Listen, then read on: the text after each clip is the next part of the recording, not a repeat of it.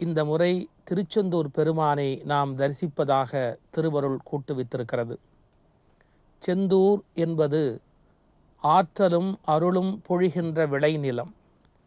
செந்தி, ஜெயந்திபுரம், செந்தூர், திருச்செந்தூர், அலைவாய், திருச்சீர் அலைவாய் என்று பல்வேறு திருப்பெயர்களால் சுட்டப்படுகிற அருமையான திருத்தலம் திருச்செந்தூர். திருச்செந்தூரிலே இருக்கிற முருகப்பெருமான் அழகினுடைய முழு வடிவம் என்று சொல்ல வேண்டும். திருச்செந்தூருடைய தலவரலாறு சிக்கலிலே வேல் வாங்கி செந்தூரில் சம்ஹாரம் என்று ஒரு பழமொழி உண்டு. சிக்கலிலே முருகப்பெருமான் தம்முடைய தாயாராகிய பராசக்தியிடத்திலே வேலை பெறுகிறார் என்றும், திருச்செந்தூரிலே வந்து அவர் சூரசம்ஹாரம் நிகழ்த்துகிறார் என்றும் புராண வரலாறு. மற்றைய தலங்களை விட திருச்செந்தூரில்தான் சூரசம்ஹார திருவிழா மிகப்பெரிய திருவிழாவாக கொண்டாடப்படுகிறது.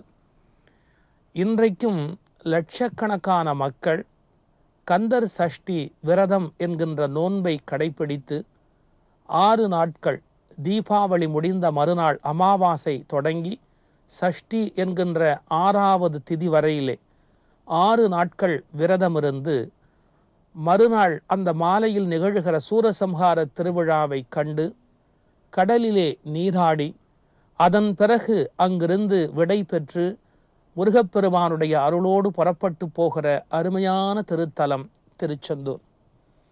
இன்று நேற்றல்ல, 2000 ஆண்டுகளுக்கு முன்பிருந்தே பாட்டும் பாராட்டும் பெற்ற பழைய திருத்தலம் திருச்செந்தூர். மிக முற்காலத்திலே இருந்த அந்த திருச்சீர் அலைவாய் திருக்கோயில் இப்போது இருக்கிற கோயிலாக இருக்க முடியாது என்று ஒரு கருத்து உண்டு.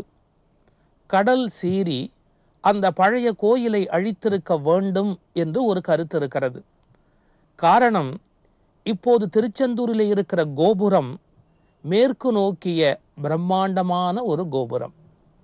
மேற்கு நோக்கிய கோபுரம் இருந்தாலும் அதன் வழியாக இப்போது யாரும் திருக்கோயிலுக்குள் செல்வதில்லை. திருச்செந்தூரிலே இருக்கிற மூலமூர்த்தி கிழக்கு நோக்கிய திருமுக மண்டலம் உடையவர். எனவே கிழக்கு நோக்கிதான் ஆரம்பத்தில் கோயில் இருந்திருக்க வேண்டும். கடற்கரையிலே இருந்து நுழைகிறார் போல அந்த வாயில் அமைந்திருக்க வேண்டும்.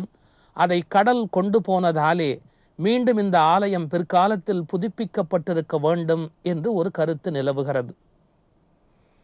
இந்த திருச்செந்தூருடைய தலவரலாற்றை சொல்வது என்று சொன்னால், இங்கே 2 வகையான மூர்த்திகள் மிகச்சிறப்பாக கொண்டாடப்படுகிறார்கள். உள்ளே திருச்செந்தூர் சுப்பிரமணிய சுவாமி என்று சொல்லப்படுகிற முருகக் கடவுளுடைய கற்சிலை சிலா ரூபம், கொள்ளை அழகுடைய பேரழகு உடைய ஒரு பெரிய திருவுருவம், கிழக்கு முகமாக நோக்கிய அற்புதமான திருவுருவம்.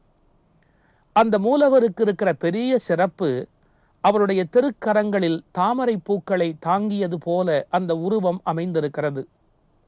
கண்ணிலே கருணை, கையிலே தாமரை, தன்னுடைய புத்திர வாத்சல்யம் என்று சொல்வது போல பிள்ளைகள் மீது அன்பு காட்டுகின்ற, பாசம் பொழிகின்ற அற்புதமான திருவுருவம்தான் அந்த திருமுருகனுடைய தோற்றம்.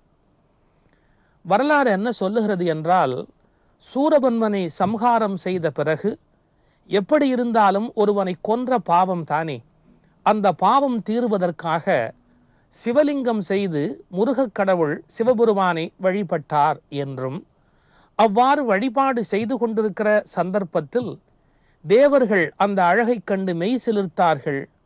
முருகக் கடவுள் தம்முடைய விருப்பக் கடவுளாகிய சிவபெருமானை வழிபாடு செய்வதைக் கண்டு மனம் மகிழ்ந்த தேவர்கள் மெய் சிலிர்த்து முருகா என்று அழைக்க, அன்போடும் கருணையோடும் திரும்பி நின்ற திருவுருவம்தான் முருகப்பெருமானுடைய தோற்றம் என்பது திருச்செந்தூருடைய வரலாறு. அந்த முருகக் கடவுளுக்கு பின்புறமாக திருக்கோயிலுக்குள் இப்போதும் நீங்கள் சென்று பார்க்க முடியும். சன்னதிக்கு பின்புறத்திலே ஒரு சிறிய நுழைவாயில் இருக்கிறது. அதன் வழியாக நீங்கள் உள்ளே சென்று அனுமதி பெற்று உள்ளே போய் பார்த்தால் 5 சிவலிங்கங்கள், பஞ்சலிங்கங்கள் அங்கு அமைக்கப்பட்டிருக்கும்.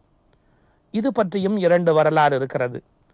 அந்த அற்புதமான திருக்கோயில் யாரோ ஒரு சித்த புருஷர் அடங்கி இருந்திருக்க வேண்டும். அவருடைய ஜீவ சமாதியாக அந்த இடம் இருந்திருக்கலாம் என்பது ஒரு சிலருடைய கோட்பாடு.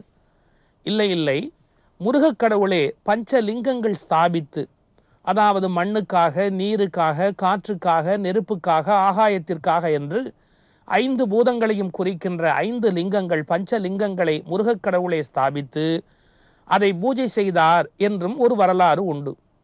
அப்படி பஞ்சலிங்கங்களை பூஜித்து கொண்டிருக்கிற போது தாமரை பூவினாலே சிவபெருமானுடைய 1008 நாமங்களை சொல்லி அர்ச்சனை செய்து கொண்டிருக்கிற போது தேவர்கள் மெய்சிலிர்த்து முருகா என்று அழைக்க, நாம் இப்போதுதானே சூரனை சம்ஹாரம் செய்து இந்த தேவர்களை காப்பாற்றினோம், இவர்களுக்கு மேலும் ஏதாவது துன்பமுண்டோ என்று கருணையோடு திரும்பி நிற்கின்ற வடிவம்தான் திருச்செந்தூர் முருகக் கடவுளுடைய தோற்றம் என்று அழகான ஒரு குறிப்பு உண்டு. விவரம் தெரியாத சிலர் சொல்லுகிறார்கள், திருச்செந்தூரில் இருக்கிற முருகன் உக்கிரகமானவன், சம்ஹாரமூர்த்தி என்று பேசுவார்கள். இது பிழை. கடவுள் எப்போதும் கோபமாக, ஆத்திரமாக, பகையாக இருப்பதே இல்லை. ஒரு அழகான வரலாறு உண்டு. சிங்கம், தாய் சிங்கம் தன்னுடைய குட்டிக்கு பால் கொடுத்து கொண்டிருக்கிற போது ஏதேனும் ஒரு விலங்கு வந்தால் பெரிய உருமலோடு அந்த விலங்கை விரட்டும். ஆனால் விரட்டுகிற அந்த தாய் சிங்கம் அந்த உருமலாலே தன்னுடைய குட்டி பயந்து விடாதபடி தன் நாவினாலே தன்னுடைய குட்டிகளை நக்கி கொடுத்து அன்பு காட்டும். ஒரு சிங்கத்துக்கு தெரிந்திருக்கிறது, நாம் பகையை கடிந்து பேச வேண்டுமே ஒழிய தன்னுடைய குட்டியிடத்தில் வாத்சல்யம் என்கிற அன்பு பொங்க வேண்டும் என்று ஒரு சிங்கத்துக்கு தெரிந்திருக்கிற போது சிவபெருமானுடைய திருக்குமாரனாகிய சிவகுமாரனுக்கு தெரியாதா? எனவே திருச்செந்தூர் மூர்த்தி உக்கிரகமான மூர்த்தி என்று பேசுவது அறிவற்றவர்களின் பேச்சு. அவன் கருணாமூர்த்தி, தயாநிதி, எல்லையற்ற அன்பு உடையவன். அவனுடைய பெருமைகளை மணிக்கணக்காக சொல்லிக் கொண்டிருக்கலாம். பொதுவாக அரசவைக்கு, அதாவது தர்பாருக்கு அரசர்கள் எழுந்தருளுகிற போது கட்டியம் கூறுவது என்று ஒரு மரபு உண்டு. இப்போதும் நீங்கள் திருச்செந்தூர் கோயிலுக்கு போனால் பெருமானுக்கு முன்பாக கையில் வெள்ளி தடி எடுத்தபடி ஒருவர் முன்பாக வருவார். அவர் முருகக் கடவுளுடைய வருகையை அறிவித்தபடியே வருவார். அரசர்கள் வருகிற போது பராக் பராக் என்று கூறி இவர் எந்த தேசத்து அரசர், என்னென்ன வெற்றிகளை பெற்றார் என்றெல்லாம் பராக் என்று சொல்வது பழைய மரபு.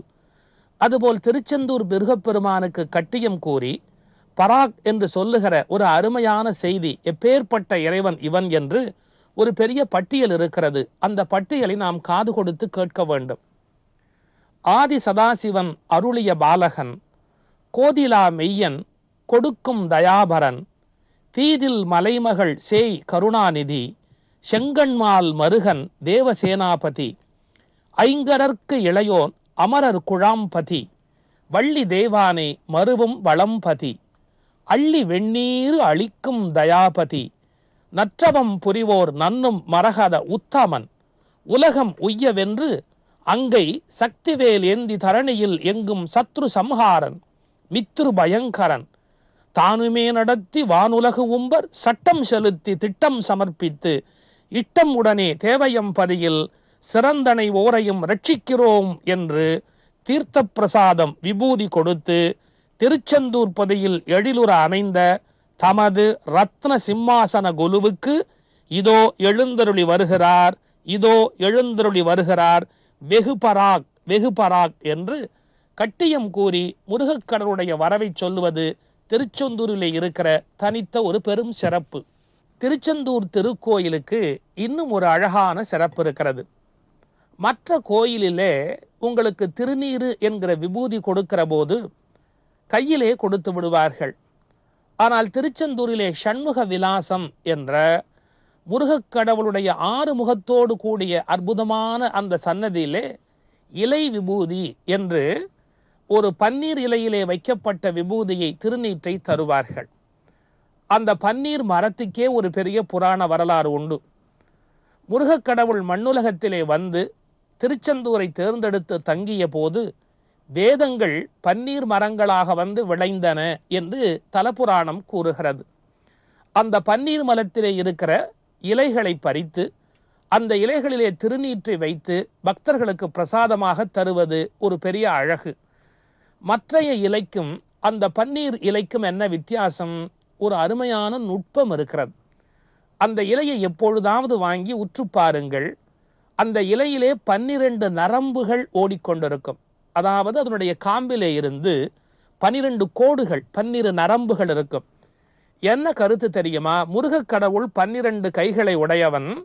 அவன் கைகளாலேயே நமக்கு திருநீற்றை தருவது போல அந்த இலை முருகப்பெருமானுடைய கைகளாகவே பாவிக்கப்படுகிறது.